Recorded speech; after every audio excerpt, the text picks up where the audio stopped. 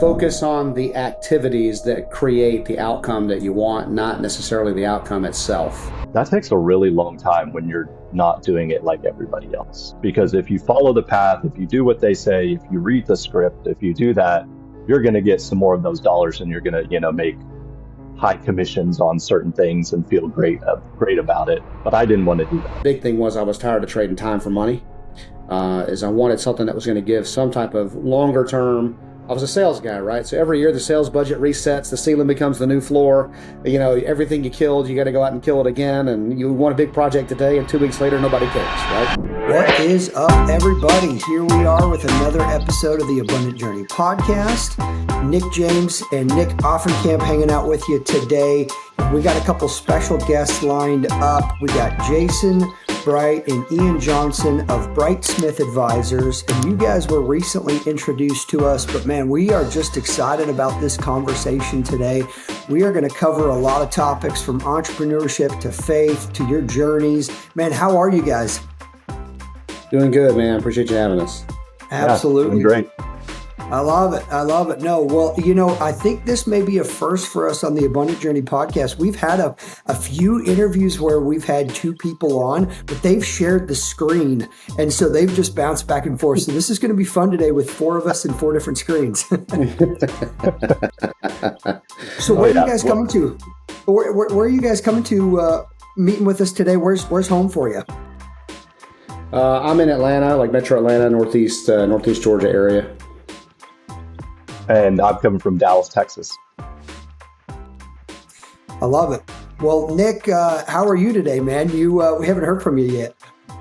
Yeah, no, I'm good. I'm really excited to have Jason and Ian on. We're fortunate to sit down with so many entrepreneurs, not many though that are quite as financially savvy as you guys with being financial advisors. Just even in the banter before coming on, for anybody who's watching on YouTube, you're able to admire Jason's amazing beard. And one of my favorite titles ever stated on this show was when Jason said that he's growing it out because he's hoping to be the Gandalf of financial planning, which I just thought was, if those aren't life goals, I don't know what are.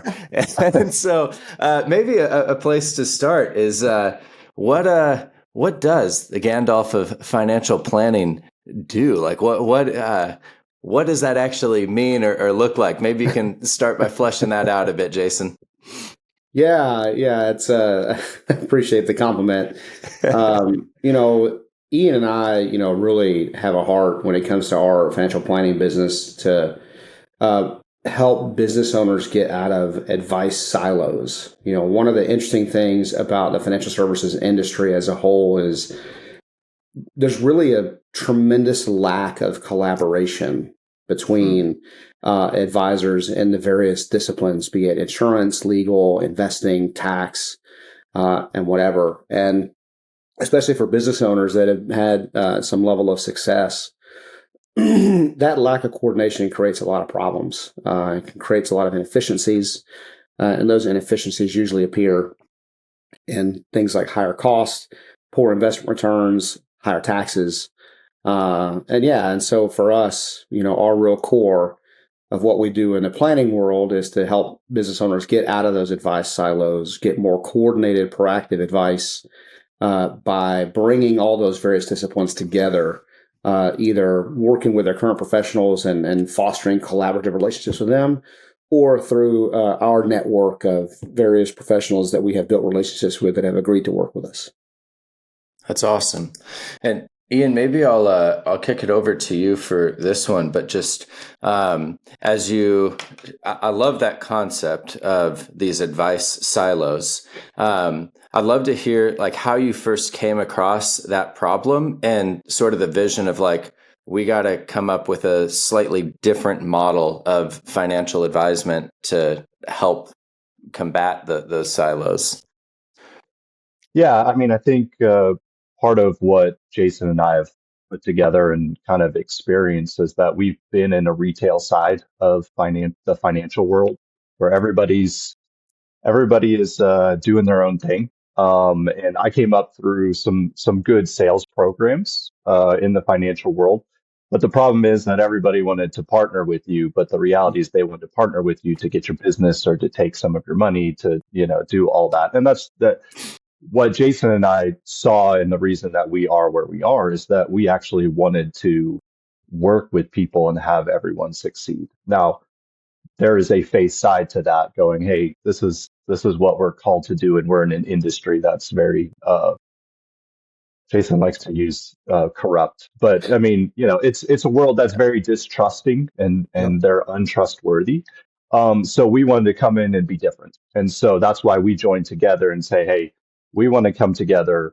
We want to help these individuals who have done great work, who are heroes in their own story, and we are their point person, and we're representing them across the board with all of these experts, not only the ones that they already use, but then the ones that we have available. And so that's how we kind of get them out of that silo. But really, it's really our foundation of truthfully, it's our foundation of faith that goes, hey, we want to be good stewards. And by being good stewards, we can't be on our own and our clients can't be on their own. We've got to have a group coming together. Yeah. No doubt. That's fantastic. And I'm anxious to jump into what you guys are doing today, who you're working on helping, and how that journey has grown and what that partnership has looked like. Let's go back a little bit here to the early days. Ian, you had mentioned that you come from a family of entrepreneurs, and that's just kind of, well, at least it always been in your blood. So I'd love to go back as far as each of you want to and just say, hey, what does this journey look like to get to this point? Not everybody wakes up, as a kid and their dream is to be a financial advisor. So Ian, maybe I'll have you go first. Tell us a little bit about that story and what got you to where you are. Yeah, what's interesting is I come from a family of academics. So my dad, doctorate, two masters, two bachelors. My mom's a therapist. My sister's accomplished. So I'm not. My background's biology, chemistry, so I'm not an idiot. Let's just put it that way. But uh, my actual first job ever was window washing. So when I was like 13 years old, had a friend who owned his own business. And so I started washing windows with him, made a little bit of money, got some experience, did some stuff there. So that was fun. But, then I was a lifeguard, taught swimming lessons. So those are all kind of individual doing stuff. And then really fell in love with fitness. So, um, that was kind of where the biology chemistry side came in. Was going to go into medicine, and then that was at a time where all the doctors like, don't go into medicine, like, Obamacare is coming out, all this kind of stuff. You can't make money anymore. Or obviously that was not the truth, but that's what they were feeling. So I listened to that. So I moved into more fitness and physical therapy, doing that, and then from there, I mean, it's a quick story. Was a trainer, then worked at a private gym, then had my own private clients, then opened a studio, and then opened a 10,000 square foot training facility. So I kind of went through that entrepreneur Wow. side knowing nothing, believing that I also had done it all on my own and that I was awesome and that I was cool, that I was the guy. And then, without going too deep into it, ended up having somebody that came in and say, hey, we want to make you bigger. They are now in jail for embezzlement, and I lost everything. Wow. So I basically went to a point of being broken, which is good. And Sure. that's when we're talking about entrepreneurship, like that's something you're going to face at some point in time. Like you're going to get, or you should get broken at some point because, well, from my side, it's not me, it's God. But that's there that we're going to go there. And then had a buddy in finance who said, "Hey, you're great. You're great with people. You actually are good with money. Like this was not something you did."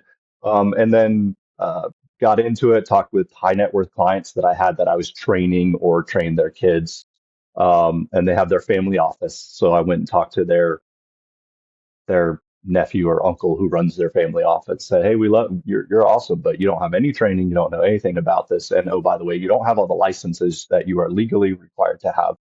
So yeah, so then I jumped into working with a company called Mass Mutual. Great company, nothing wrong with them, but they want you to be a captive advisor, and that's not my jam. Like And I'm what, and with Ian, what me is as that? a captive advisor. Basically, they want you to be an employee of them.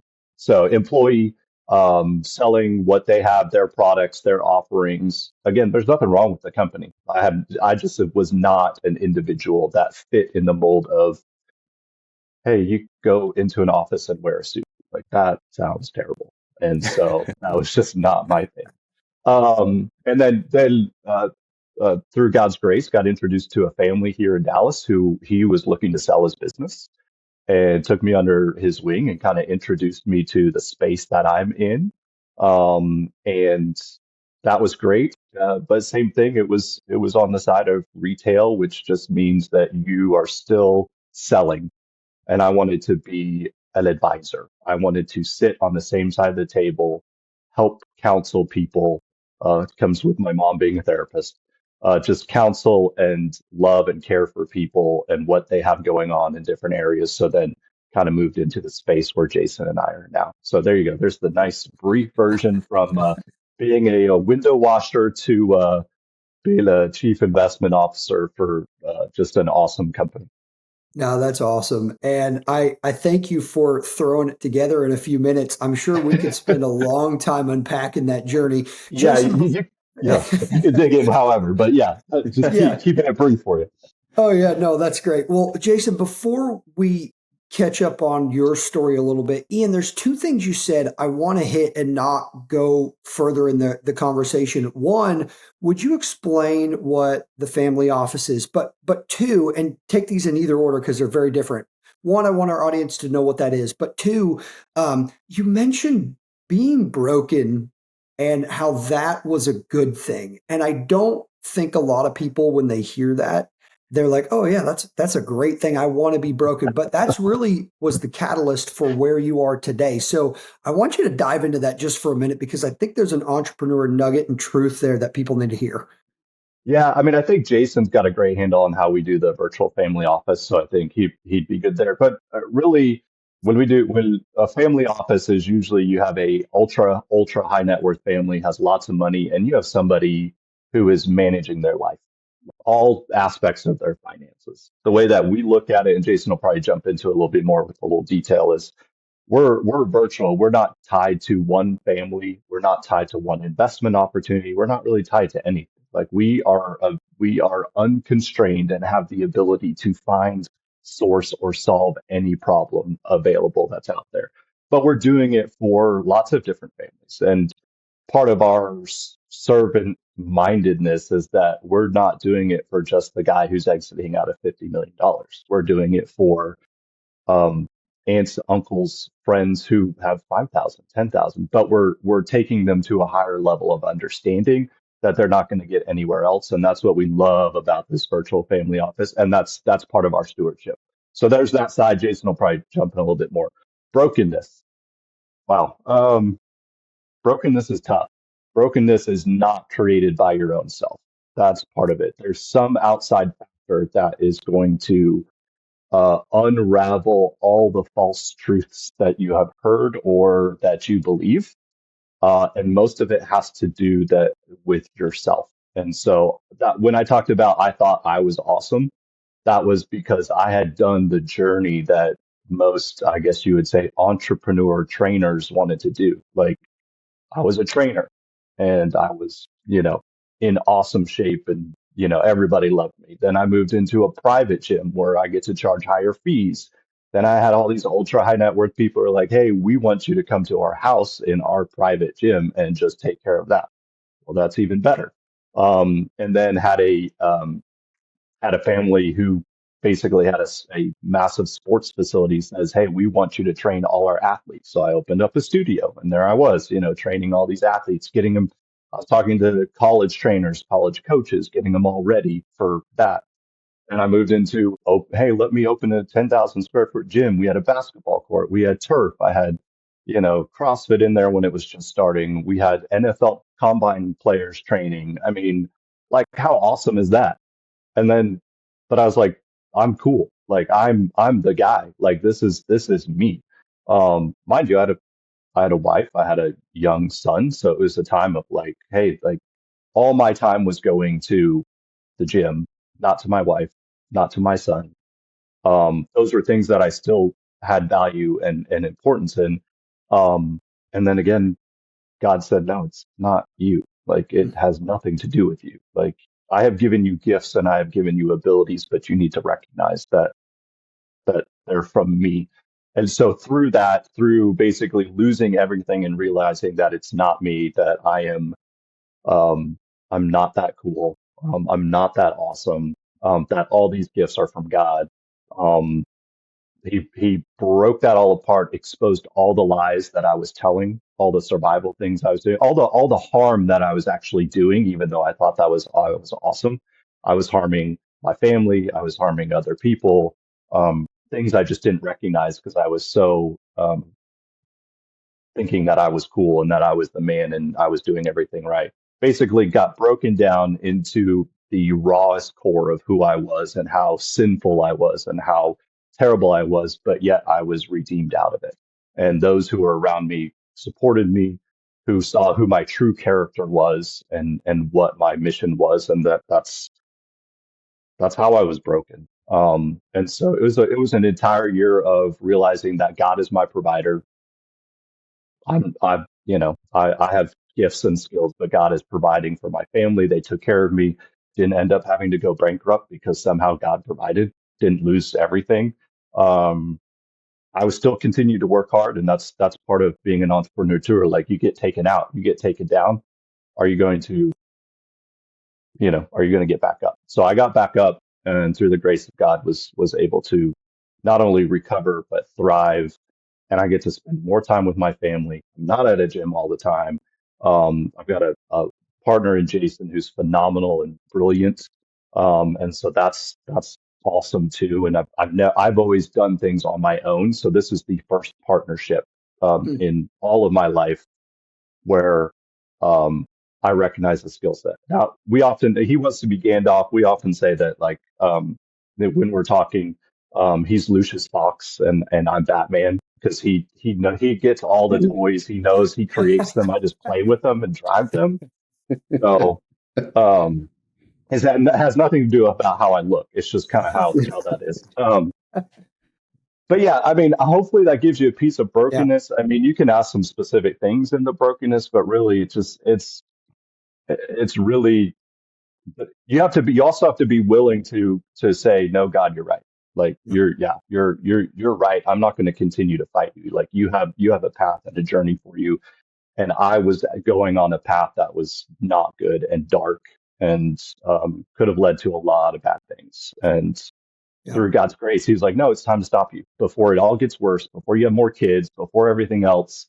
I'm gonna make you recognize, who's in charge, and that's where I got broken.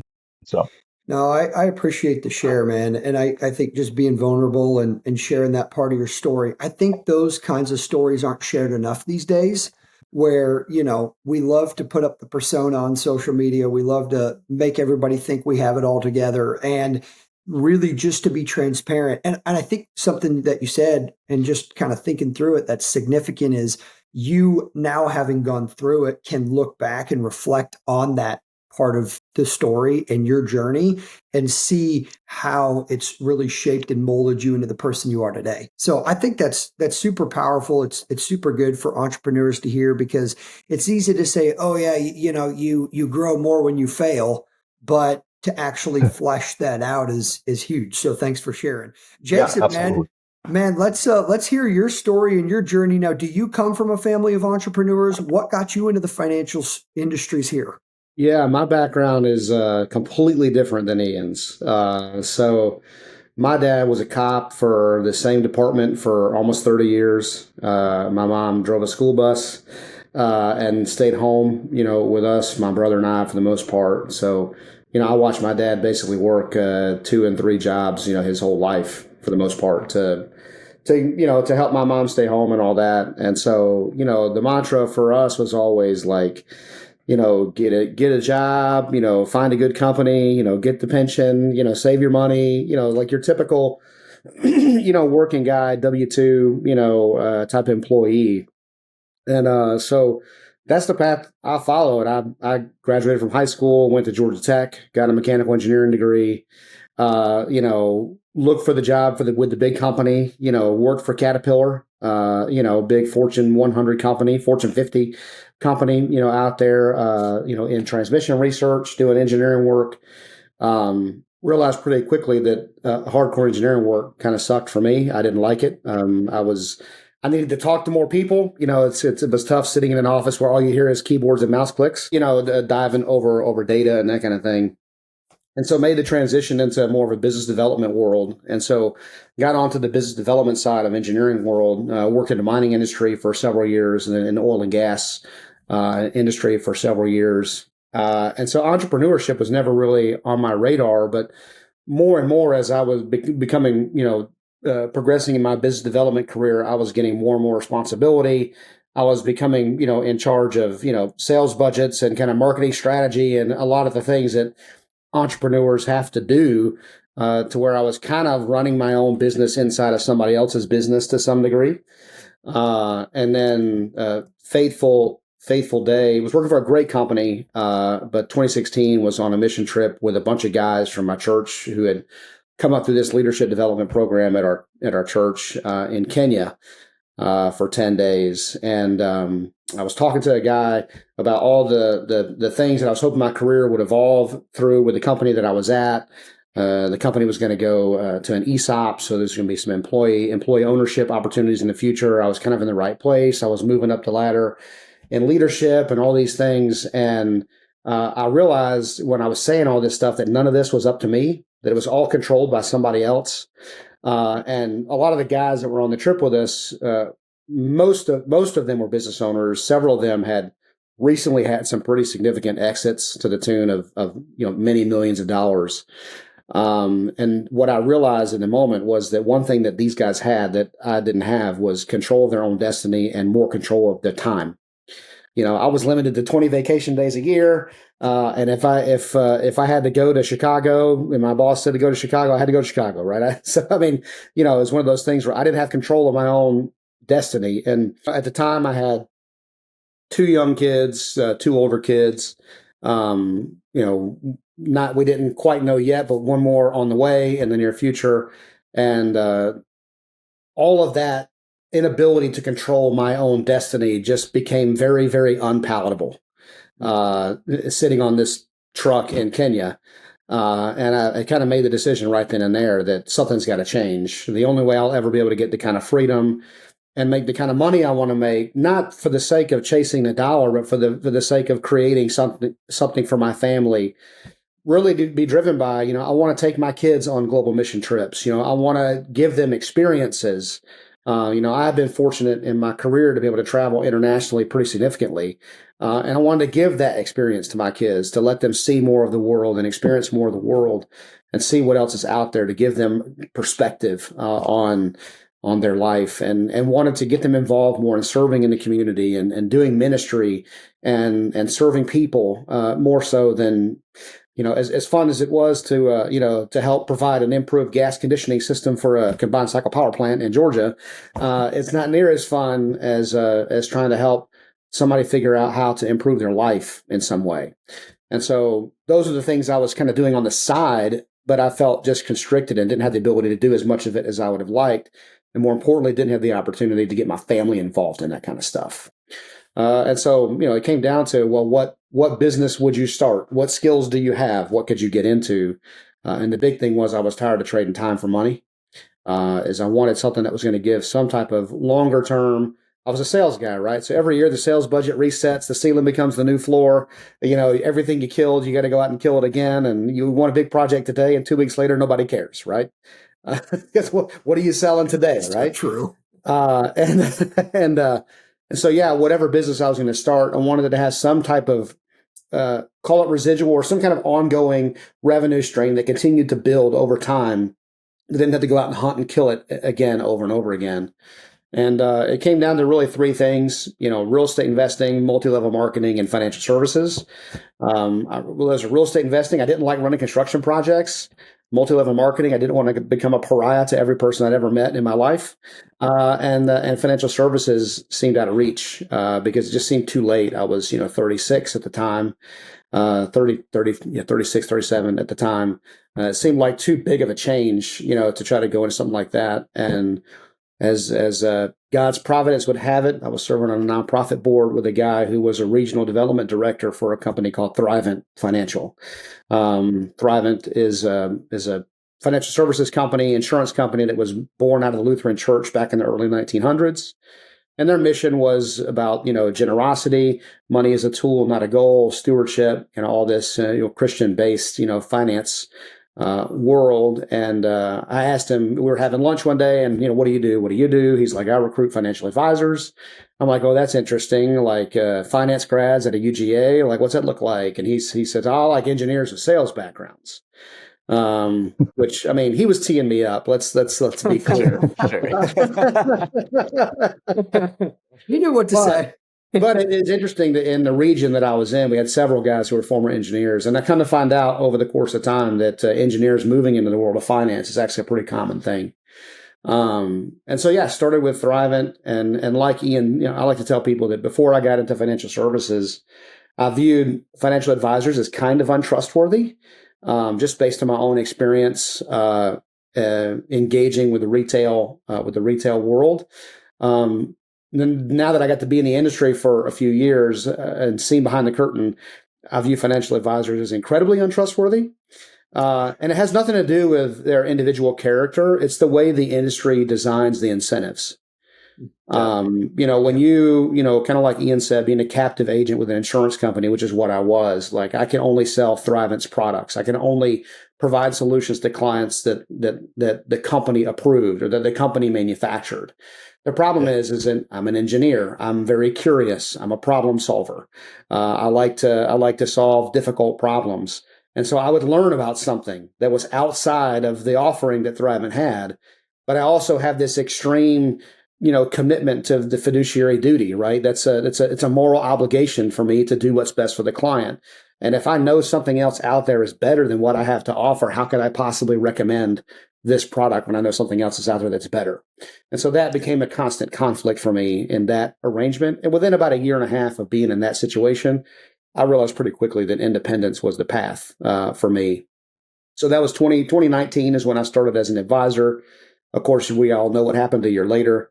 So things got pretty tough there for a bit.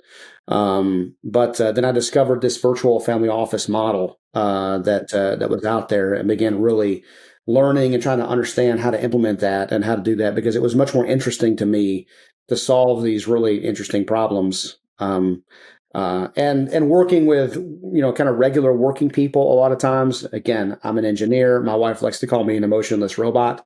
When you're working with somebody whose life savings is what you're dealing with, and they've scraped and saved for 30 plus years to build this nest egg, that person relates to that resource very irrationally.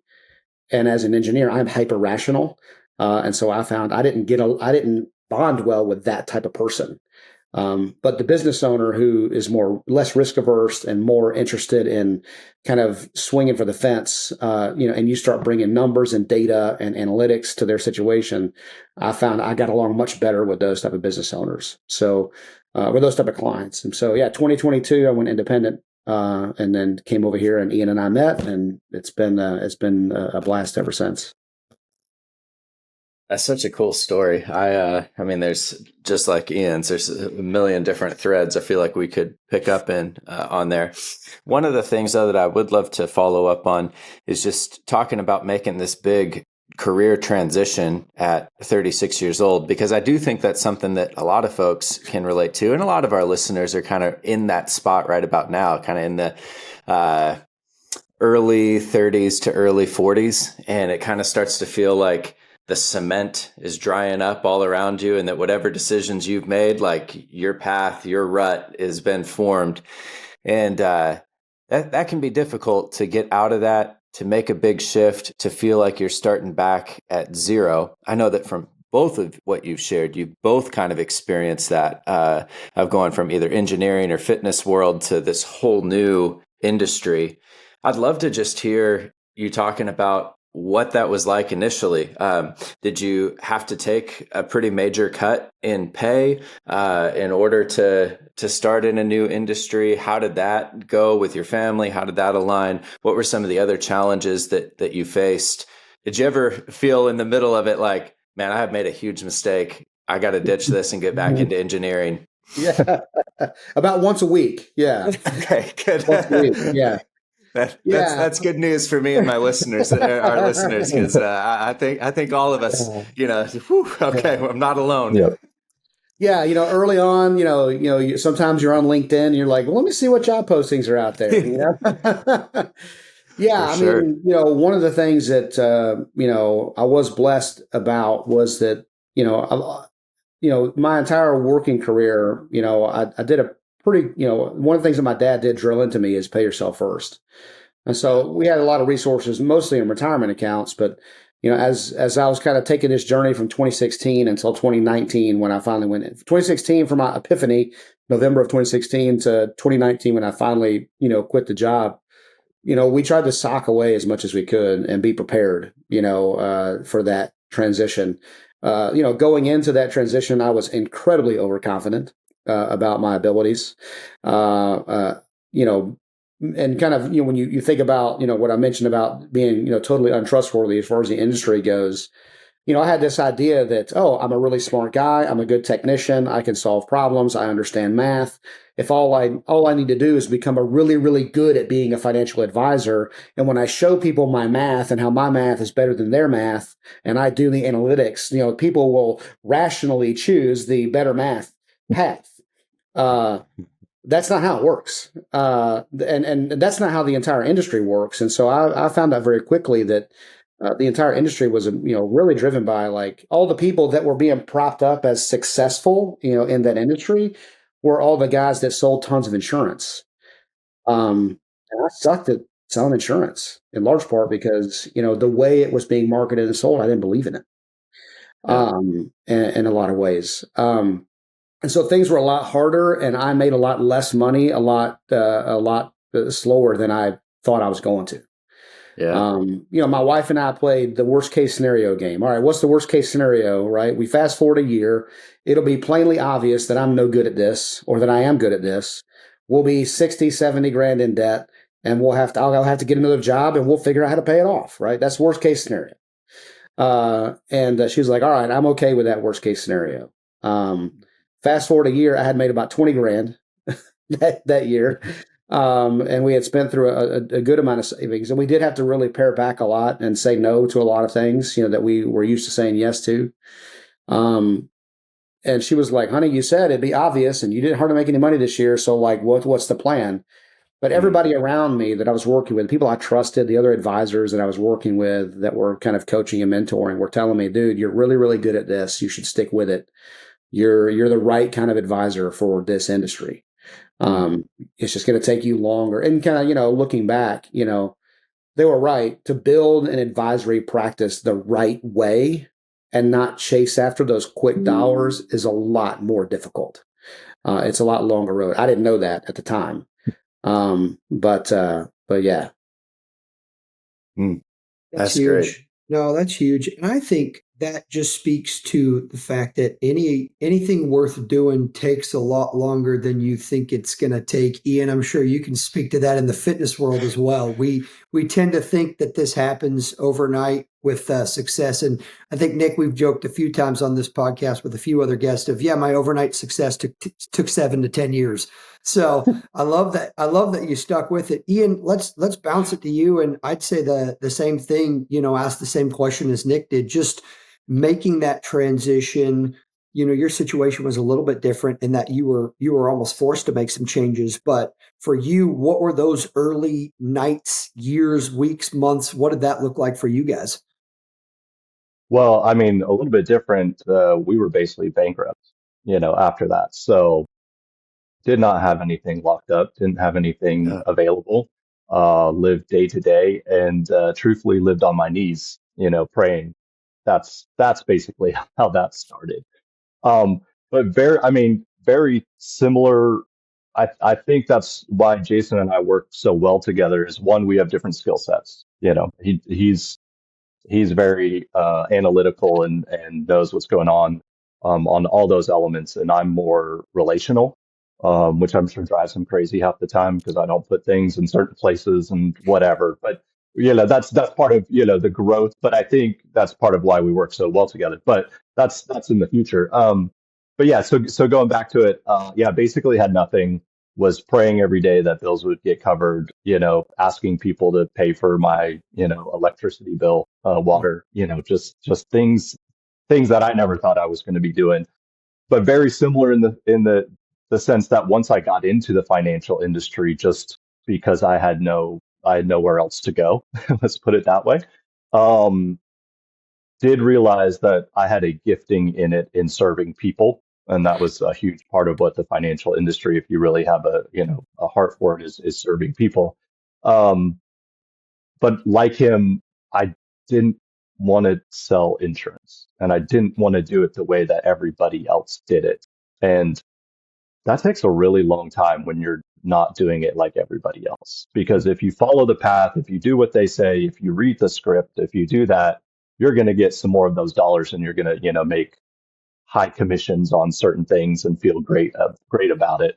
Um, but I didn't want to do that. I wanted to become a part of these people's lives and walk with them through their journey. Again, whether they were little or big as far as their assets go, I wanted to serve them for a long time and know their kids and know what's going on and be invested and be the call that they make if they need something.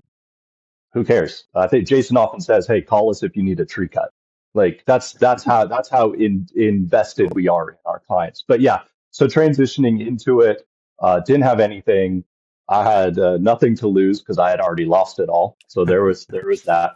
But then building, I mean, I would say probably for Jason and I similarly, not for the last 2 years has it really come around into where it is what we want, and we're moving into the phase of less thinking about um, paying our bills and who are we getting and what clients are we getting. We're in the mode of, hey, we get to choose a little bit more of who we want to serve. Now, we both firmly believe that God is providing the clients that we need to serve versus us trying to build them. But for years it was just struggling to just get a dollar in, get a client in, sell this, sell that, and do this and do that. And there's a little bit of submission in there too, going, hey, God's in control. God's bringing us the clients we want. We got to be patient.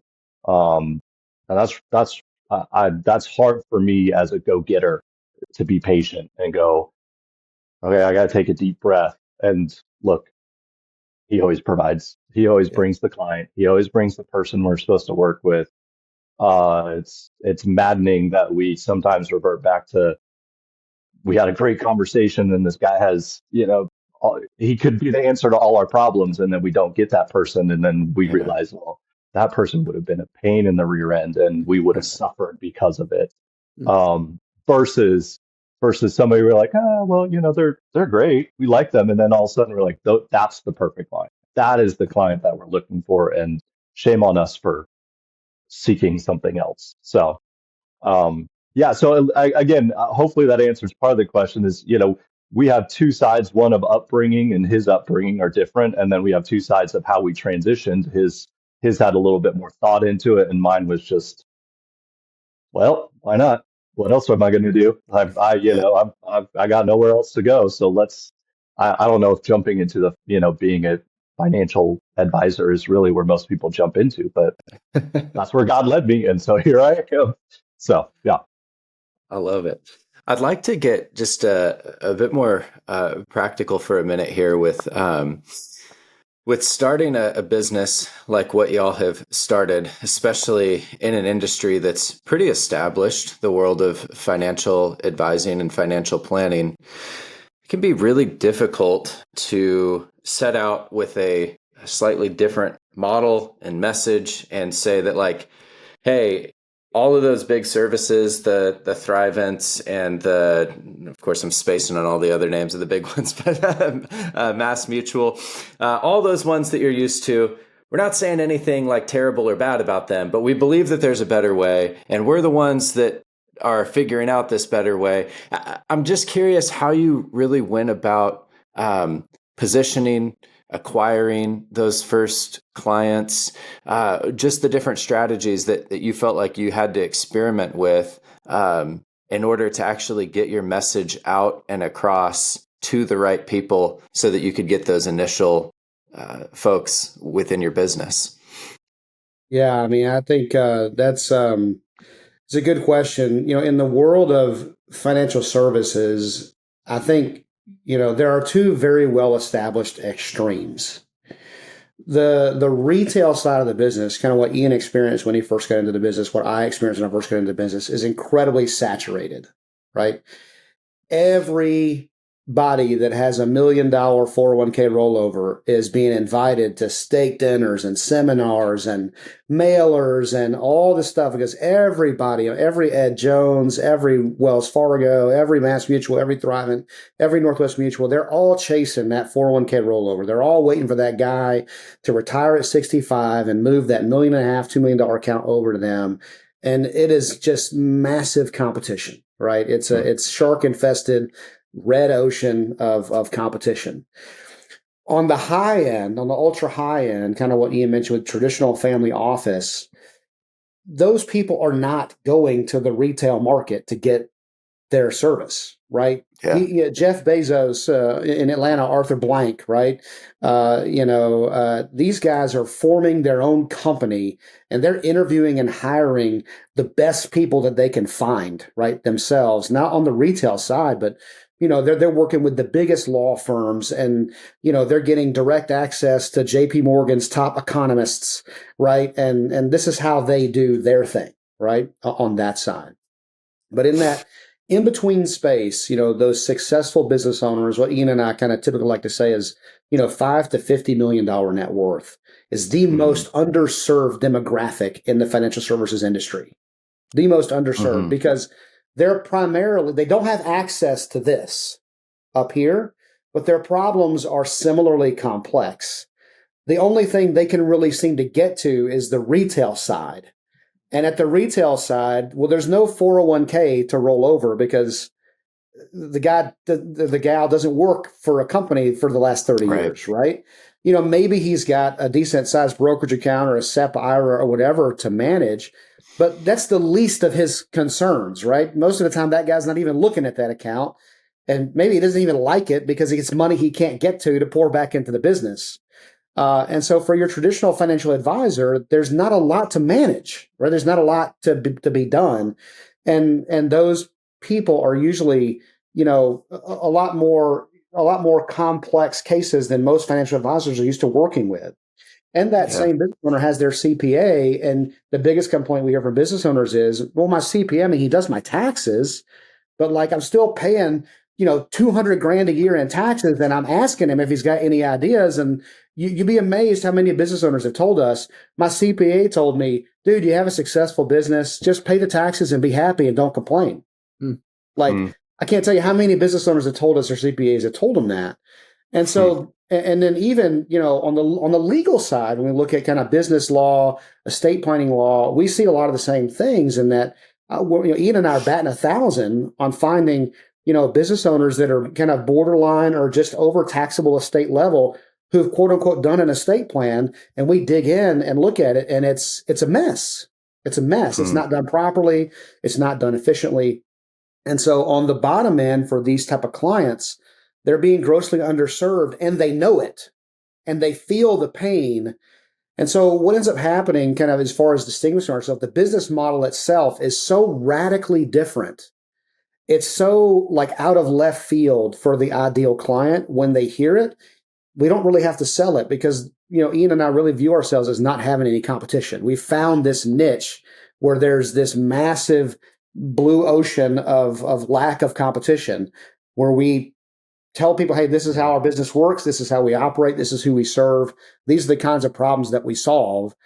And if it's the right type of client, generally they look at that and they go, oh my God, you guys are a godsend. This is what I've been looking for that I've never been able to find.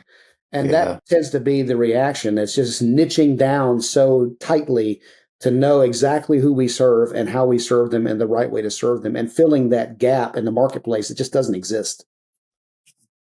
It's a great answer. Jason loves to send memes. And so every once in a while, he'll send me a meme of like he had a conversation with a client. And then I forget which one it was, but it's basically like he's telling them something and how this, explaining all the details, show him the data. And then the client is basically like, no, you're just like, you're lying. Like, it's not true. Like, there's no way what you're telling me is actually true. I forget which meme it is, but I always laugh. But that's an example. That's not the right type of client for us. Like, they don't grasp where their need is.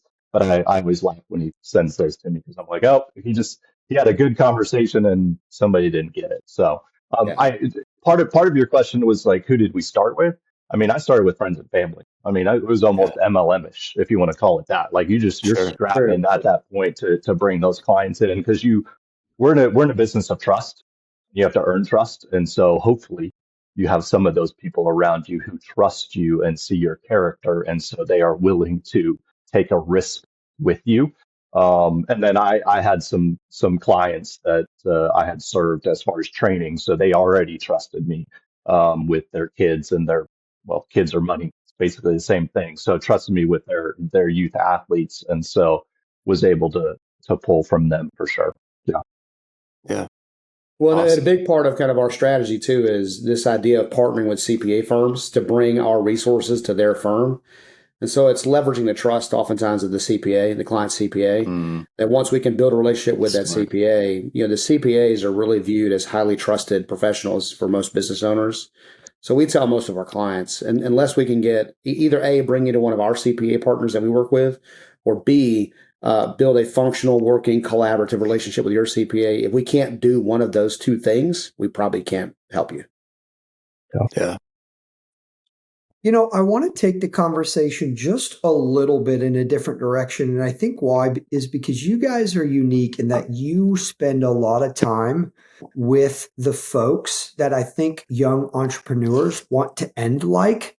And they look on and say, hey, I've got an idea. I'm jumping in. I'm going to be a business owner. I want to scale and grow this business that I'm passionate about and then make an exit. And you guys spend a lot of time with those guys as well.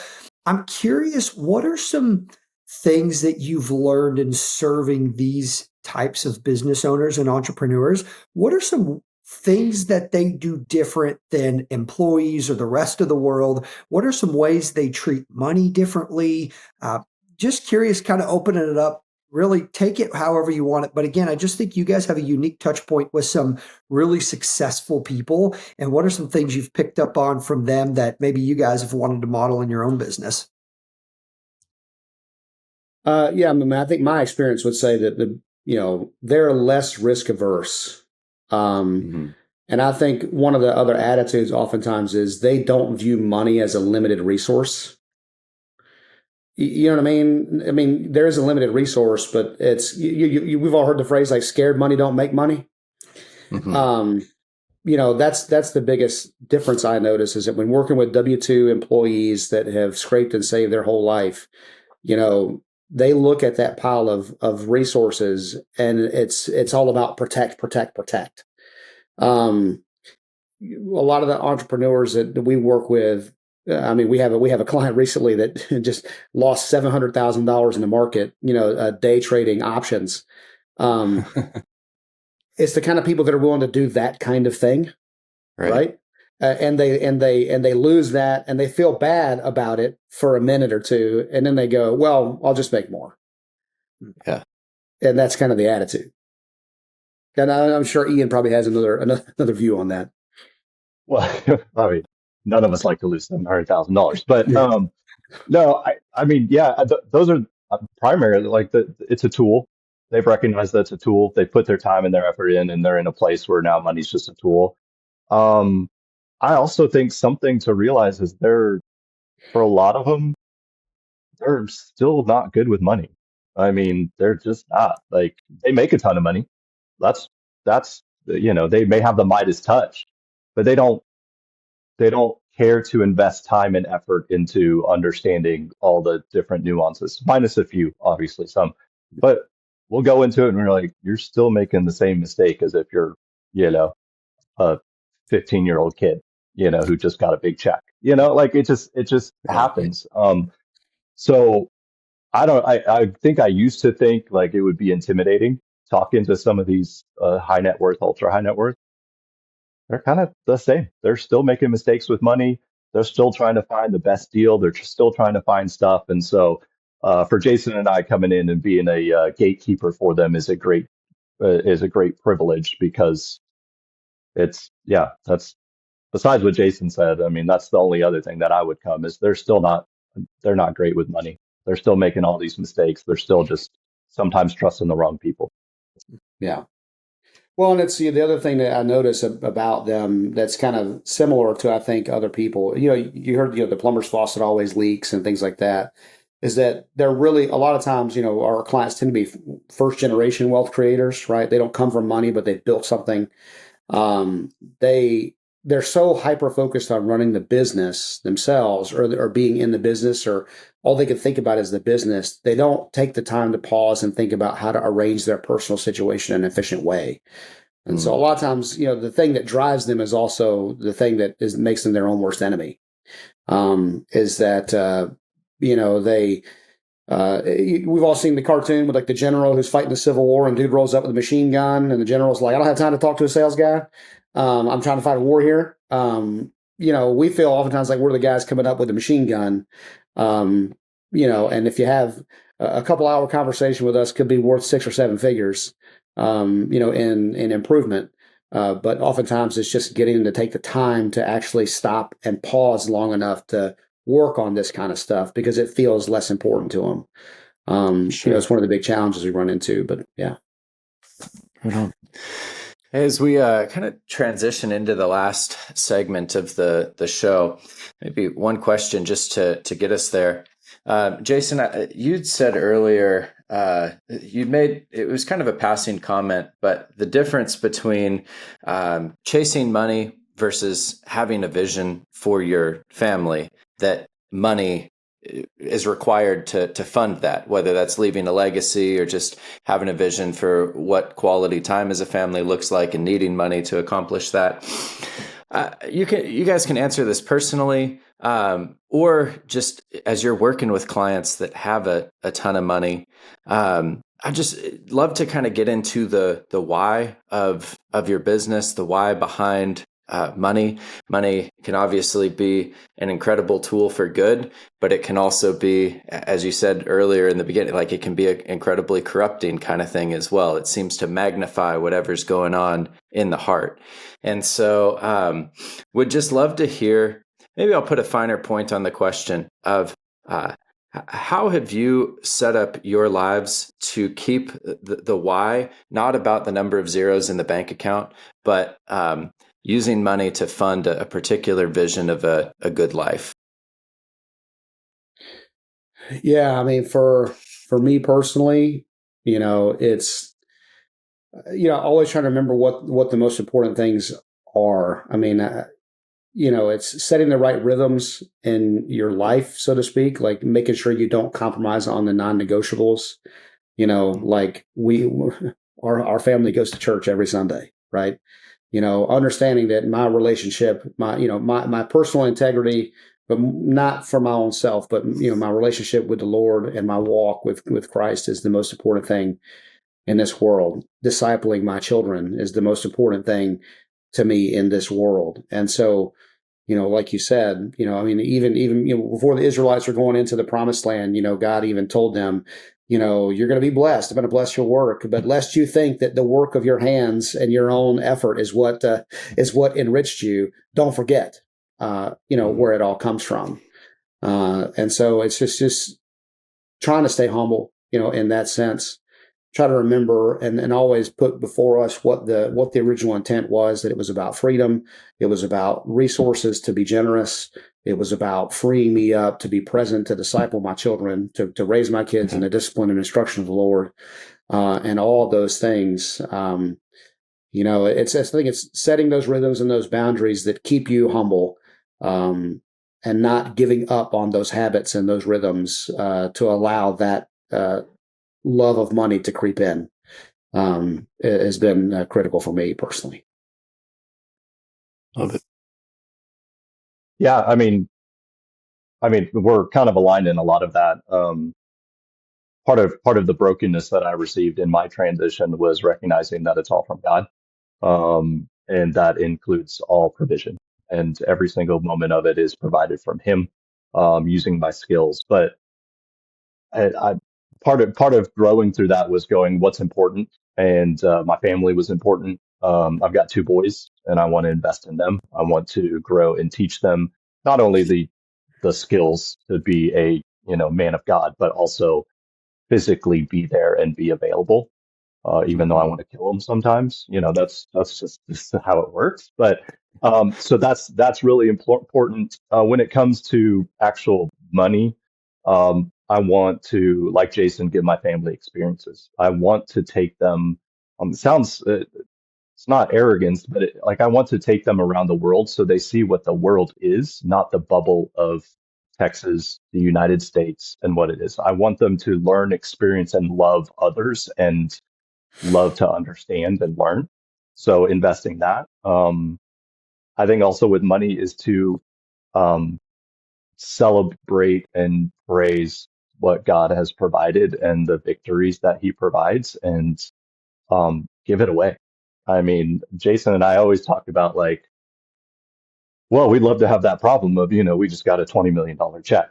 But within that conversation, we're always like, man, how awesome is it that we get to give this money to this, or we did something really, we brought in a client that's great and we're really serving them and that helps us financially. But then we're also talking about, hey, we're giving it here, we're donating money here. I think one of the biggest honors that I've received is with some clients with their tithe money. They had large assets of tithe money, or they were just going to give it away. They've entrusted it to us to invest so that it furthers the kingdom and then kind of goes. And that's part of our stewardship.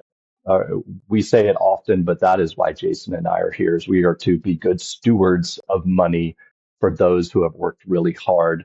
I don't know if he told you the meaning of Brightsmith. I know the name. Did he talk about what it actually meant? I think he No. found it on accident because you have like you have a blacksmith that makes stuff, right? They're making tools and everything. A Brightsmith, which I didn't know, and he's a nerd and figured it out. But Brightsmith polishes it. Like they take something that is beautiful and they take something and they polish it and make it gorgeous.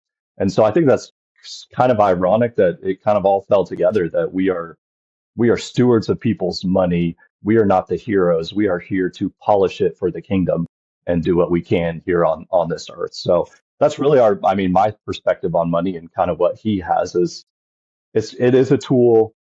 Our goal is to grow it for ourselves and for our clients, not out of selfishness, but out of the ability to then serve and bless others. And I have a wonderful wife who every time, money comes in, she's like, all right, I know where we're giving our money. So I don't even have to think about it. Like, that's awesome. Obviously we have, tithing, but above and beyond, she's like, hey, there's this family there's this person we want to do this. I want to do this. Sometimes it's like, well, sometimes it's easier for me to be like, wait, what bills do we have? Where are we here? Like, are we getting out of this? Do we need this? And then she's like, no, like we're giving this. And I'm like, oh that is actually the whole reason for it. Yeah. Cool. I love it. I do. No, that's awesome. Well, I think that's a natural point here, guys, for us to transition to our gold nugget round. I'm going to fire these questions at you guys, and it's really in the similar spirit. I mean, you guys are talking about abundance, you're talking about stewardship, you're talking about loving others well, and so these questions should hopefully flow right there and keep the conversation rolling. But let me hit you with the first one here. So at Abundant Journey, we talk about the 5 F's, and abundance isn't, like we've been saying, just a bunch of money in the bank account, but it's really, there's multiple facets to abundance. And we've kind of said, hey, family, faith, fitness, finance, future. What's one of those categories that you guys are really leaning into for the rest of the year and into next year and saying, hey, I want to improve and grow in this area? Family, faith, fitness, finance, future. For me, it's definitely been family and fitness. On the family side, one of the things that we instituted this year, read a phenomenal book by Vodi Bakum called Family Driven Faith, and instituting some really daily Bible study with the kids and my wife. So doing a chapter of we're walking through the New Testament, so a chapter of the New Testament, a chapter of Proverbs, and then we had this great devotional that does like a daily devotional based on the Westminster Shorter Catechism. And so, as much as we can, trying to do that, most every day, together as a family in the morning, me, my wife, our three kids that are still at home.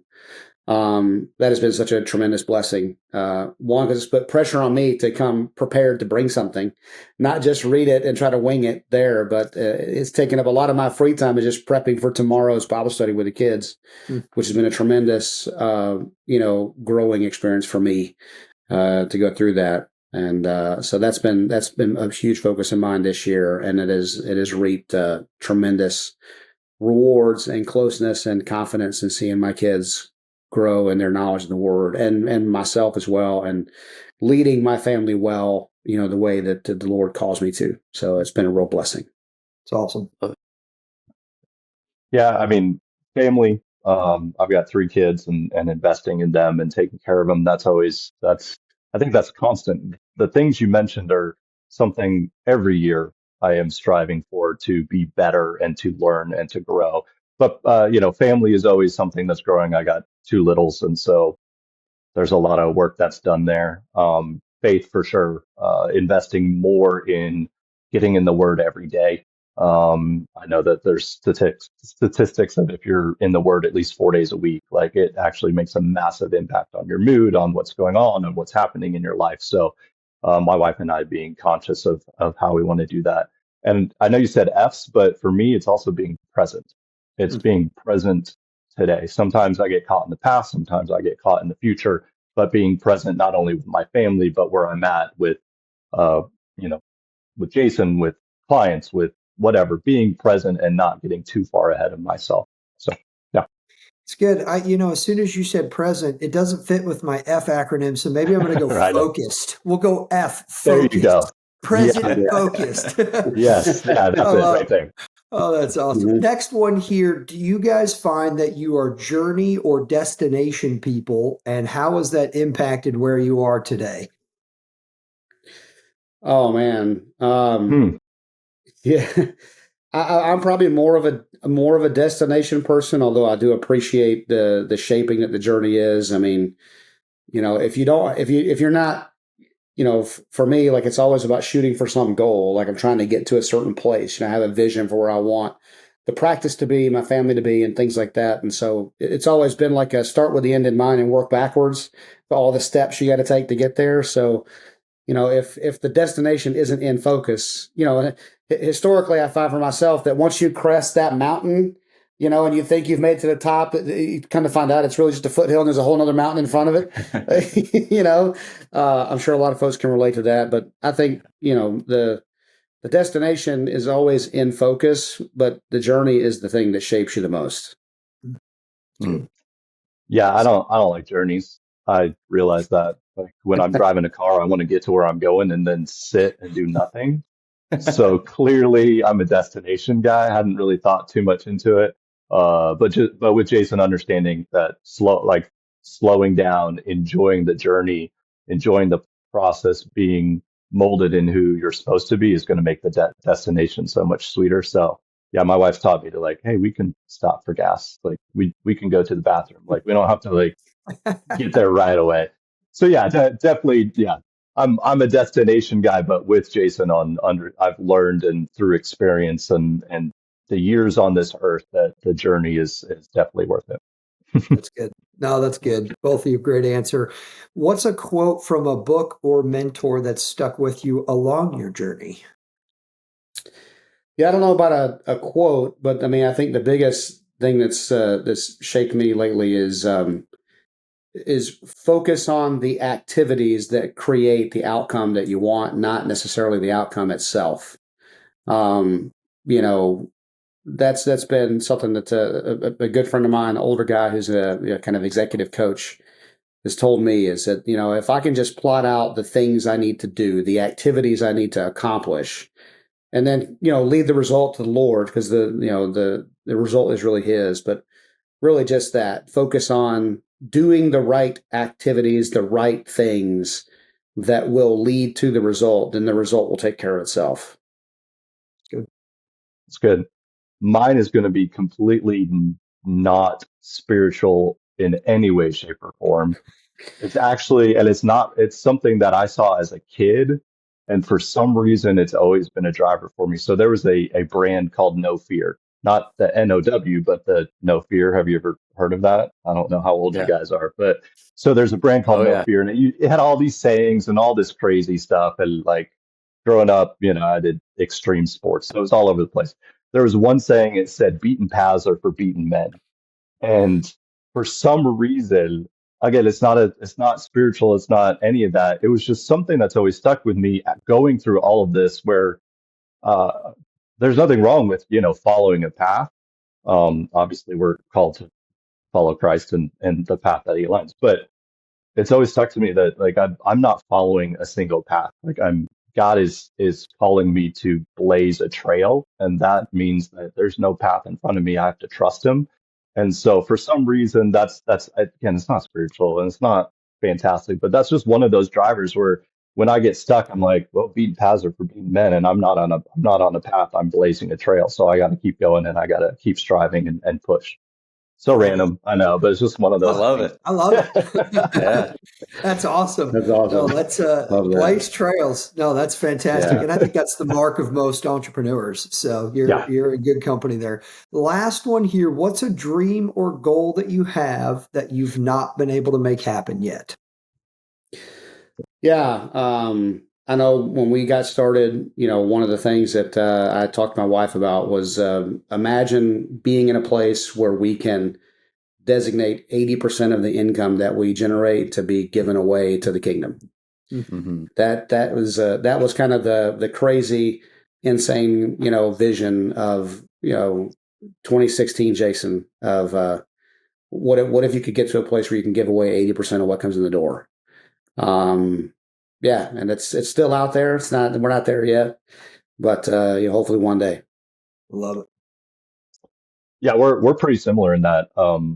My wife was actually terrified of me going into the financial industry. She thought I would go to jail or embezzle billions of dollars, because that's just how it is. Not from my character, but that's just what she's seen on TV. Right. So, but with that, it's actually very much the same. Like we have a goal of, my wife wants to open, or she's getting her master's degree in counseling, but she wants to open orphanages. She wants to do she basically wants to have an impact, and she has a heart for individuals. So very similar to Jason. I didn't give it a number. Obviously, he's an engineer and has a specific percentage.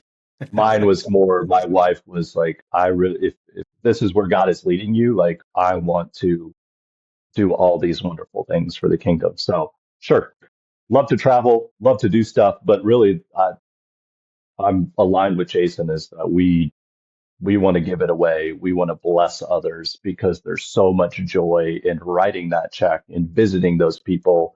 And it's not because of ourselves, it's but because we can share the gospel and share the message. So absolutely, giving it away. That's great.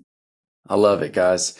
Well, our mutual friend Peter Snell was absolutely right, and his recommendation, hey, I think y'all are going to connect really well. Everything that you're sharing here in terms of values are the things that we and our listeners resonate with, that radical generosity, that abundance mindset.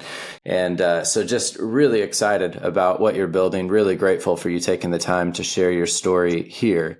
If there are listeners that want to learn more about Brightsmith Advisors or follow your journeys, what are the best places for people to learn more, to connect with you? Yeah, best place is to check out our website, brightsmithadvisors.com. It's got a lot of info about our business model and how we work and all that. I think we have some social media, but we don't really keep up with it. I don't really post anything, any of that stuff. We keep a pretty low profile. But yeah, brightsmithadvisors.com is our website. And if folks want to meet with us or talk to us, we've got ways you can schedule appointments with us. and chat and see if we can be of assistance.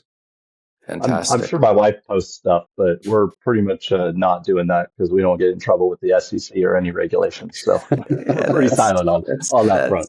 Right. That's pretty smart. The less you say publicly, the less evidence they can pull against you. Yeah, exactly. Yeah, there's going to be a lot of social media influencers that have their moment coming with the financial, advice. Anyhow, TikTok finance. yeah. Listeners, you will find a link to Brightsmith Advisors in the show notes, so do be sure to check that out. Also, while you're there, make sure that you've subscribed to the show, to the channel, and then share this episode with somebody that you think would be encouraged and helped by what Ian and Jason have shared with us here. Guys, thank you again for your time, for sharing your stories, just the generosity of wisdom that you've given us here. We'll have to do a follow-up episode at some point as you continue to build. Also, I just got a million more questions about building the healthy partnership. And so, if time were not a constraint, geez, we could just keep going all day. But we'll do a follow-up. Really grateful for you all. Thanks, everybody. Yeah, thank you guys. Thank you guys. And listeners, as always, thanks for hanging out with us. We'll be back next week with another episode. See you then.